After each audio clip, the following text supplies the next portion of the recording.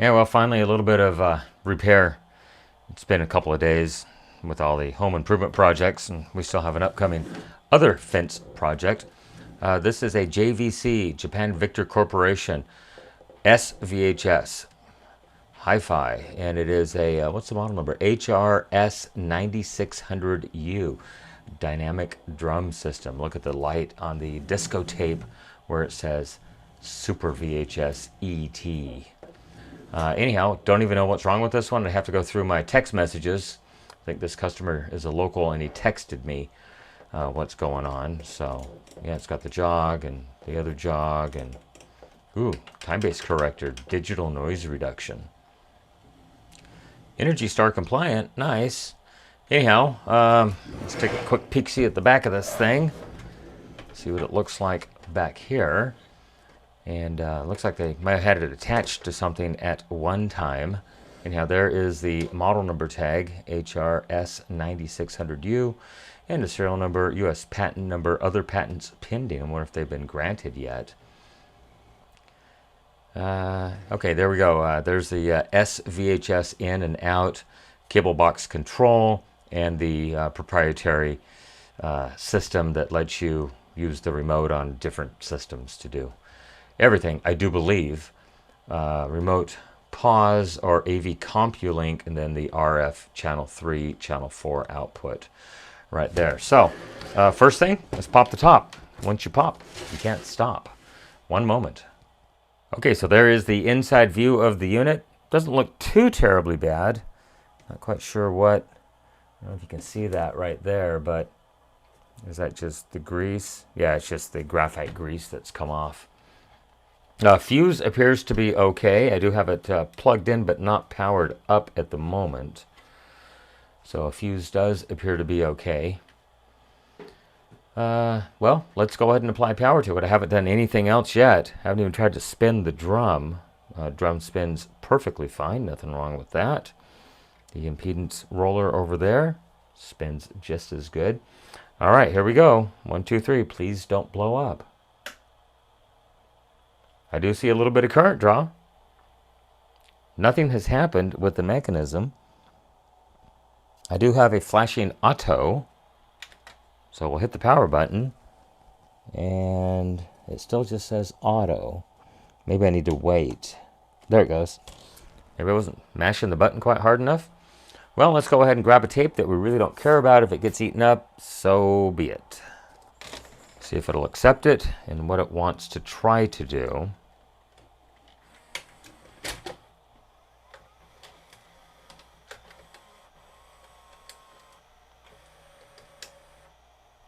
Well, it loaded the tape okay. Let's hit play. And I get nothing. Did it power down? It did. Could we just have a slipping belt over here, possibly? And it powered down yet again.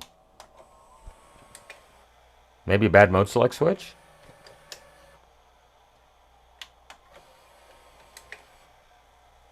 That's what I'm going to probably put my money on. It starts to run and then it stops and then it times out. Can I eject it?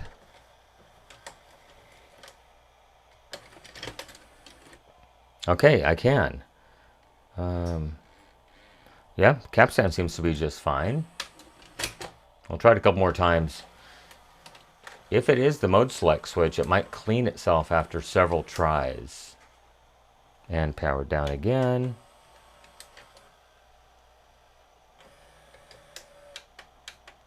Power on, and we'll try to hit play in quick succession here. And then it powered down. Play. It doesn't like that for some reason. What about fast forward?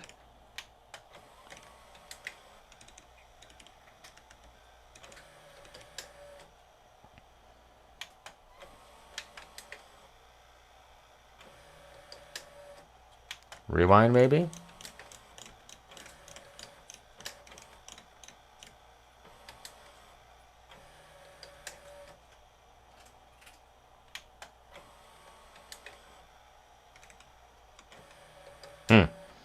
Okay.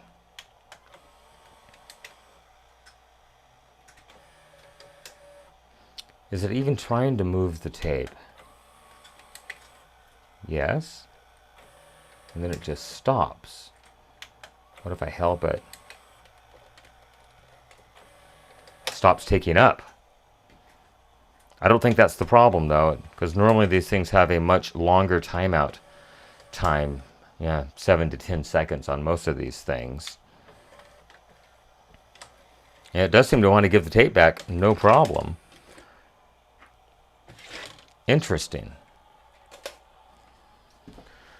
Well, I think that I'm going to try to pull the mechanism out of this, and I don't think these were too terribly hard to do.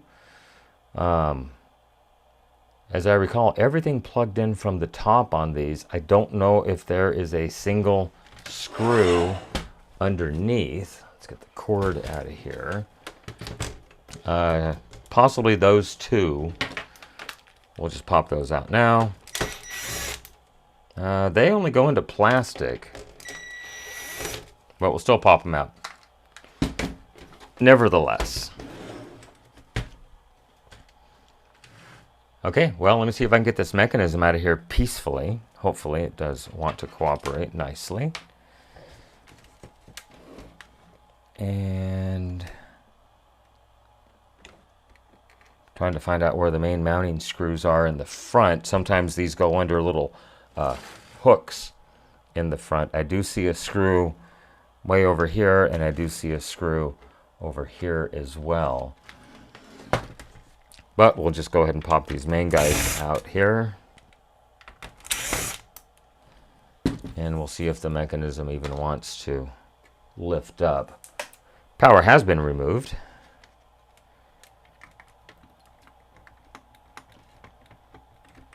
Yeah, it acts like there's something else holding it down in the center of the mechanism.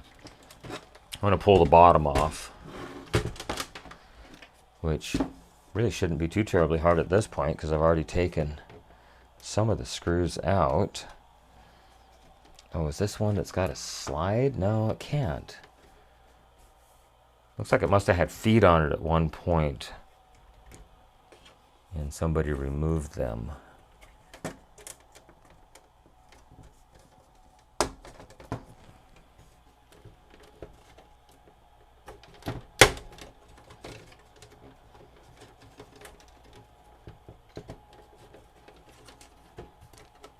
Oh, there's one screw hiding in the back.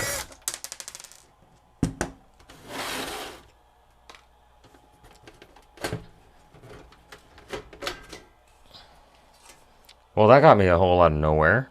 Okay.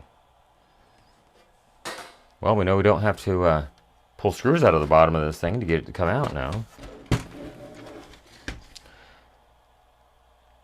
It's got to be just a big connector down here somewhere.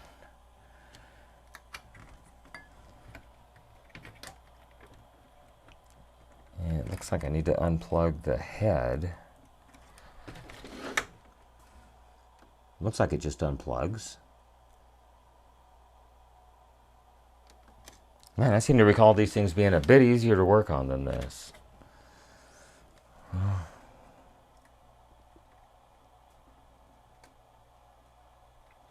No, it does not want to budge.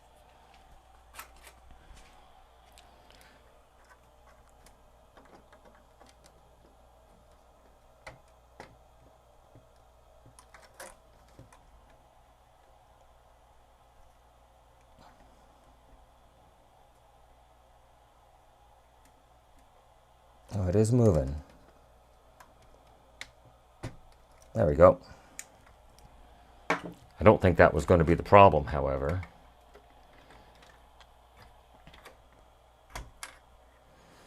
Let's leave these connected.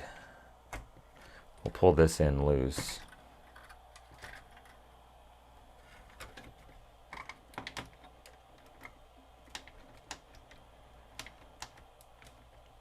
It's acting like something right in here is still connected.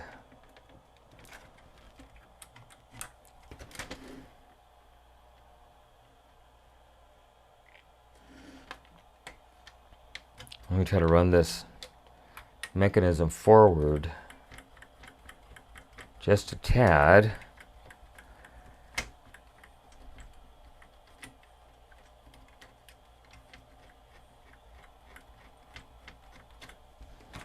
And we'll go ahead and pop these two screws out. Don't know if you can see it or not. Probably not.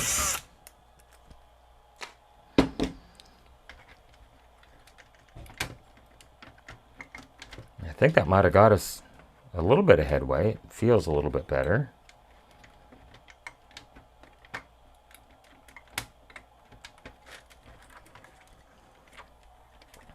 Thinking it's this connector the lighting motor plugs into, possibly.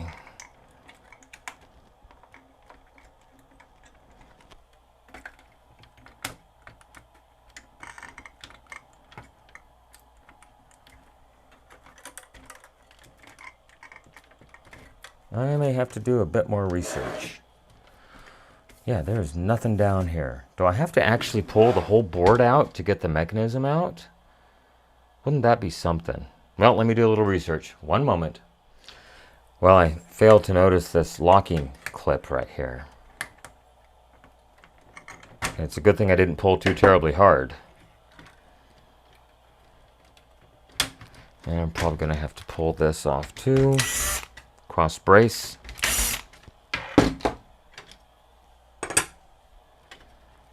And now hopefully this whole thing will... I don't want to lift by the mechanism, that's for sure.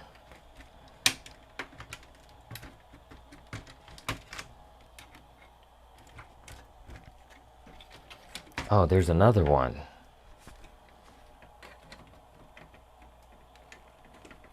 That's just ridiculous. And there's probably another one on the other side if I had to guess.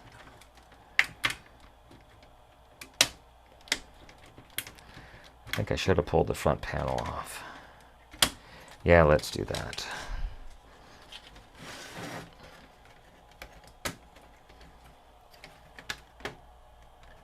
That way we can lift straight up.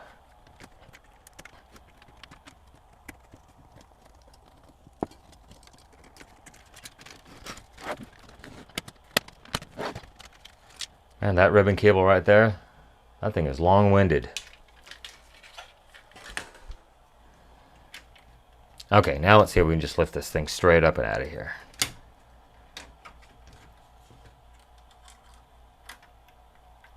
And the answer to your question is yes. All right, let me get this thing out of the way. Well, I do see multiple problems that I don't think I'm going to be able to repair. Starting off with this gear right there. I don't know if I can get better light on it. There we go. It's cracked all the way through. So this is the dynamic drum system that they referred to on the front panel. And I believe it actually changes the azimuth of the drum in relation to the mechanism, because it appears that that screw right there is probably spring mounted, if I had to guess, to allow the drum to, hard to do here, but pivot back and forth possibly to get the alignment just a little better. But I do see a crack right there, a couple of cracks on this side.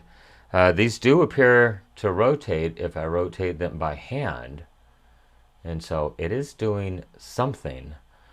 I don't know if that's going to be the problem. I do see two photo receivers, emitter receivers, words. I don't know if they just look at a wheel under here to see if the thing is actually moving or not. Let's try to get this out maybe. Nope, it's soldered to a motor. Right there, I don't want to have to unsolder it quite yet. But let me move this around just a little bit. Sorry for the extreme zoomed in view.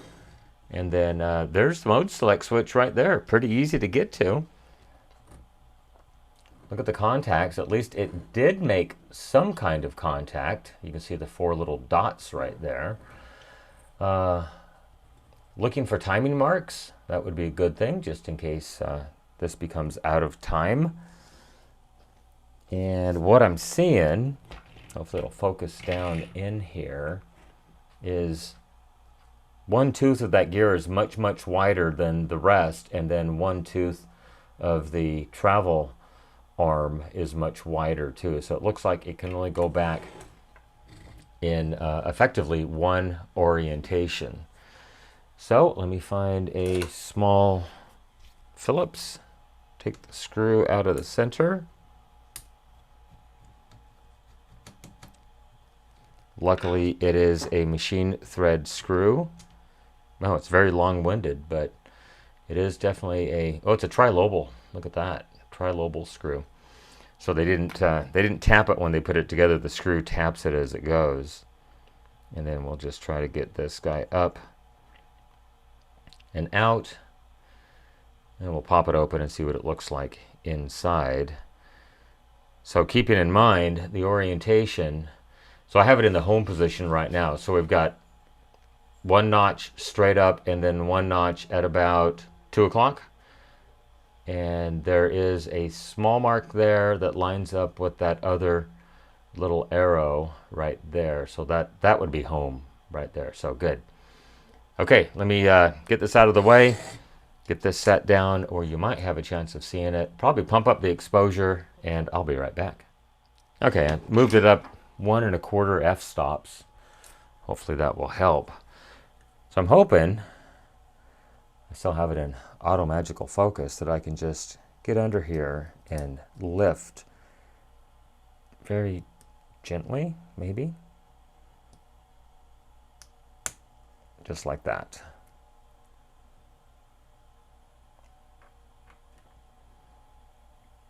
Yeah, it's definitely got some oxidation. I've seen worse, but I've seen a lot better also. I think I'm going to go ahead and give it the stainless toothbrush with the, I'll have to do the acetone test. Where's my good toothbrush? Well, I don't really have a good one anymore. They've all been used up pretty much. I think I'll zoom out, make it easier, because it's going to want to move around just a little bit.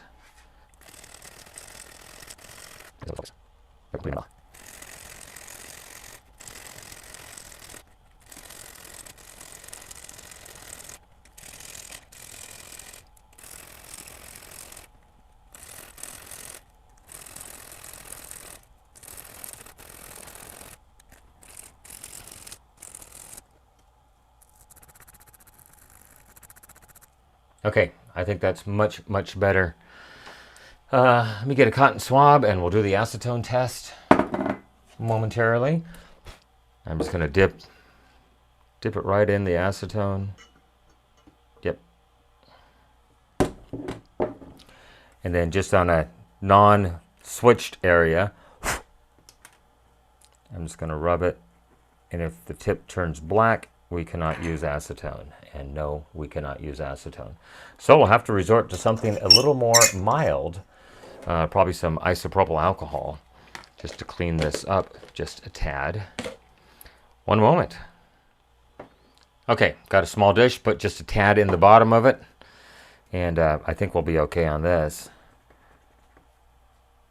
That looks good. I just want to rub the inside out just to get any excess dielectric off that they used in manufacture, although they didn't use nearly enough in my estimation.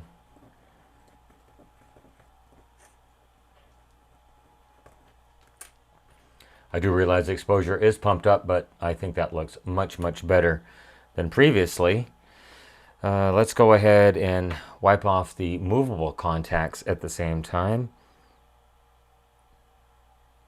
I do like to hold this. See, that just broke off. Oh, wow. This is going to be a nightmare. I wonder if I should put a little droplet of glue down there, because that one was not holding on. Well, we'll give it just the very, very lightest scrub. And I'll get another cotton swab.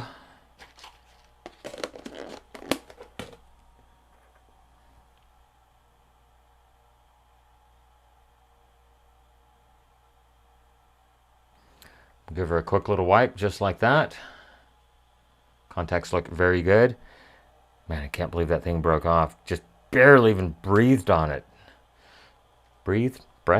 I'm not sure. Let me find my dielectric. Haven't used it in a minute and 3/4. It's got to be here somewhere. One moment. Okay, I have located said dielectric grease.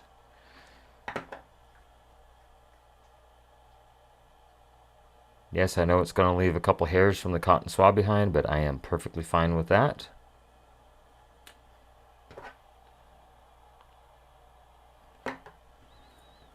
They'll move out of the way. I just want to make sure that I'm coating 100% of the silver-plated contacts.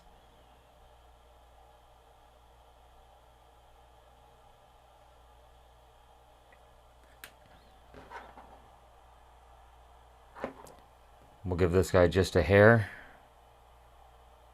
Although this is probably not necessary on this side. And then hopefully nothing breaks off.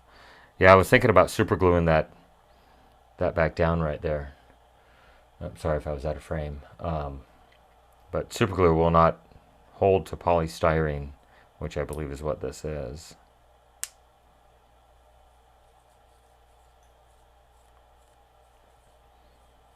So we'll put it in there, run it out a few times. It's going to distribute the dielectric grease. We'll get the marks lined up and put this thing back together. And hopefully the issue with the dynamic drum assembly up here is not going to be a problem. I don't think you'll ever find one of these. And if you do, it's going to be in the same condition as this one. All right. If I can find my marks. There they are. They are lined up, even though that's where I use the acetone test. I did go ahead and clean that. I am going to apply just a little bit of dielectric grease to these terminals, keep them from oxidizing as well, just like that.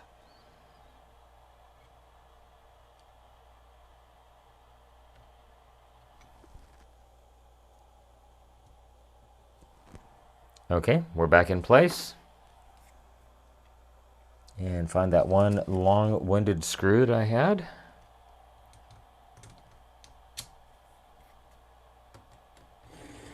Sorry once again if that was off camera.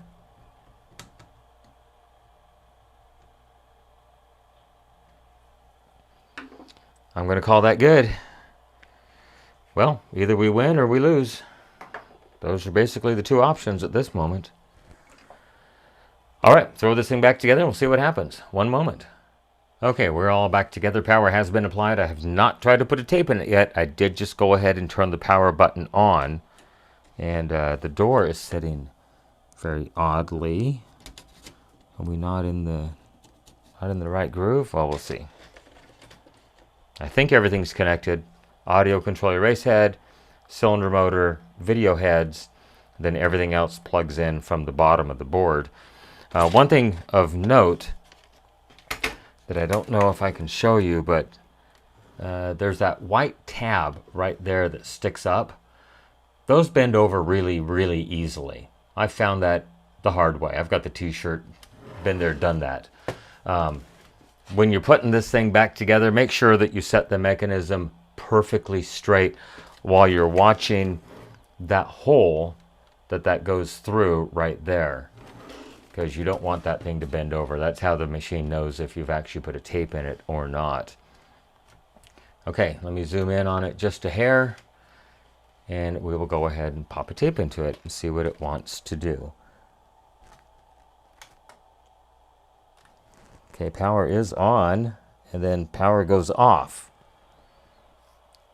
I hope it's not trying to do something with the stupid dynamic head. Oops, we got caught on something on that side.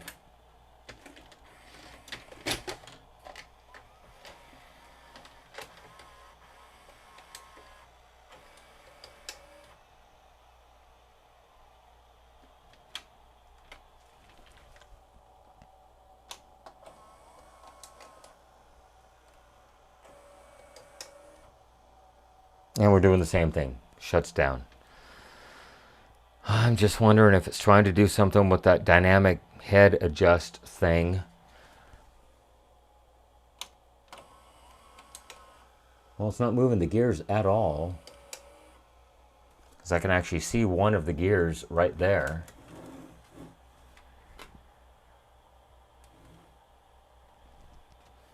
That might be too far.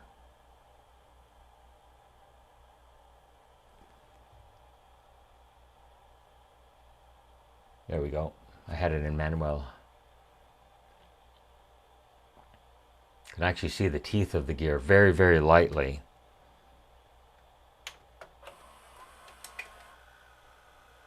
It's not trying to move the gear.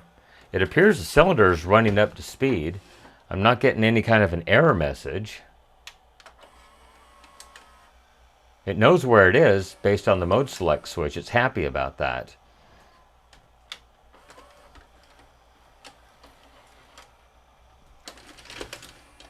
Because it does ejectate perfectly. I looked over the capstan motor. There's no caps on it that would go bad.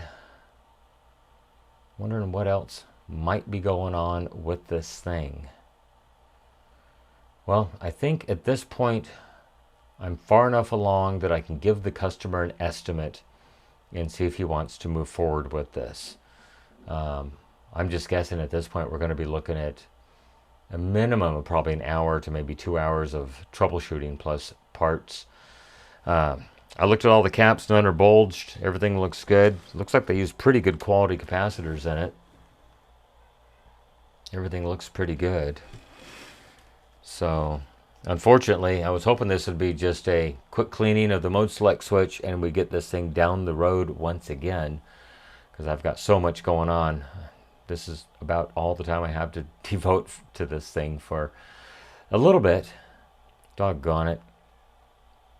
Well, I'm going to end it right there. Everyone, thanks for watching this. If anyone has come across this and you have any tips, I would really appreciate it. Everyone have a great day. Bye-bye.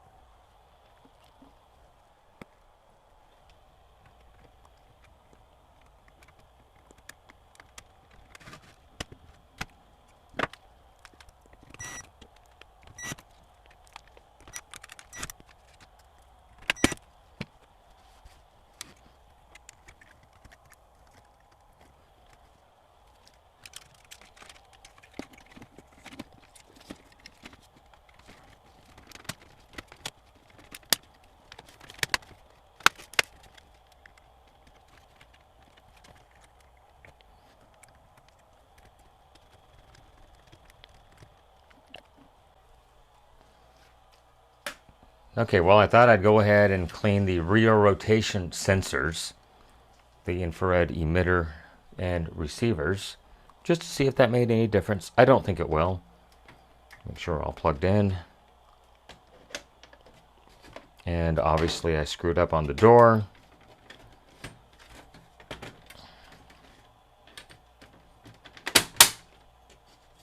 Okay, that works better now.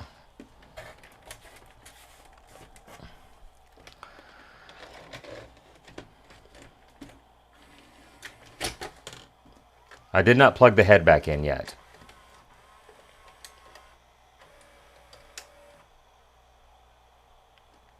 And it made no difference whatsoever. It plays for a second, then it stops. And no, the loading motor does not continue to run. It does stop.